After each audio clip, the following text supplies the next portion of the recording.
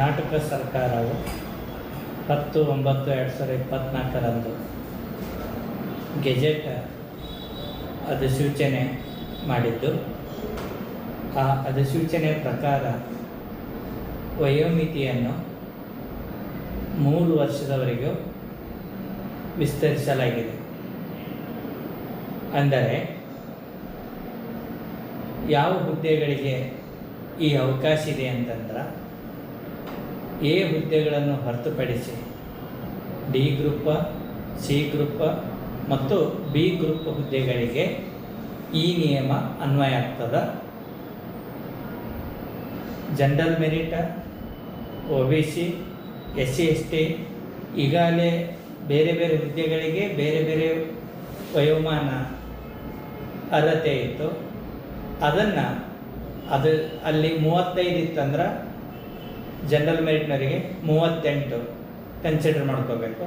40 ಇತ್ತಂದ್ರೆ ನಿಮ್ಮದು 43 ಕನ್ಸಿಡರ್ ಮಾಡ್ಕೋಬೇಕು. ಇಲ್ಲ 30 ಇತ್ತಂದ್ರೆ ಅದನ್ನು 33 ಪರಿಗಣಿಸ್ಕೊಳ್ಬೇಕು. ಆ ಯಾವ ಹುದ್ದೆಗೆ ಯಾವ ಏಜದಲ್ಲಿ ಈ ಮುಂಚೆ ಅದಕ್ಕೆ 3 ವರ್ಷ ರಿಲ್ಯಾಕ್ಸ್ ಕೊಡಲಾಗಿದೆ. ಕೋವಿಡ್ ಸಂದರ್ಭದಲ್ಲಿ ಯಾವುದೇ ಕಾಲ್ಪರ್ಮ ಇಲ್ಲದ ಕಾರಣಕ್ಕಾಗಿ ಸರ್ಕಾರ ಇದೊಂದು ಅವಕಾಶ ಕಲ್ಪಿಸಿದೆ. ವಯಸ್ಸು ಮುಗೀತು ಅಂತ ನಿರಾಶೆ ಹೊಂದಿರುವಂಥ ಅಭ್ಯರ್ಥಿಗಳಿಗೆ ಇದೊಂದು ವರದಾನವಾಗಿದೆ. ಅವರು ಕೂಡ ಪರೀಕ್ಷೆ ಕಟ್ಟಲಿಕ್ಕೆ ಅವಕಾಶ ಇದೆ. ಇದು ಯಾವಾಗ ಎಲ್ಲಿವರೆಗೆ ಅವಕಾಶ ಇದೆ ಇದು ಅಂತಂದ್ರೆ 10/9/2024 ಮುಂದಿನ 10/9/2025 ಅಂದರೆ 2025 ಸೆಪ್ಟೆಂಬರ್ 10ನೇ ತಾರೀಕಿವರೆಗೆ ಏನೇನು ಅಧಿಸೂಚನೆ ಆಗ್ತಾವಲ್ಲ ಆ ಎಲ್ಲ ಅಧಿಸೂಚನೆಗಳಿಗೆ ಈ 3 ವರ್ಷ ವಯೋಮಿತಿ ಏನದಲ್ಲ ಅದು ರಿಲ್ಯಾಕ್ಸ್ ನೀಡಲಾಗಿದೆ. ಅದರ ಜೊತೆಗೆ ಗೆಜೆಟ್ನಲ್ಲಿ ಅವರು ಇನ್ನೊಂದು ವಿಷಯ ಇದ್ದಾರೆ. ಈ ಮುಂಚೆ ಆಗಿರುವಂಥ ಅಂದ್ರೆ ಸೆಪ್ಟೆಂಬರ್ 10 ಏನು ಅಧಿಸೂಚನೆ ಇದಲ್ಲ ಅದಕ್ಕಿಂತ ಮುಂಚೆ ಆಗಿರುವ ಅಧಿಸೂಚನೆಗಳಿಗೂ ಅನ್ವಯವಾಗುತ್ತವೆ ಅಂತ ಹೇಳಲಾಗಿದೆ. ಇದು ಸ್ವಲ್ಪ ಗೊಂದಲಕ್ಕೆ ಕಾರಣವಾಗ್ತದೆ.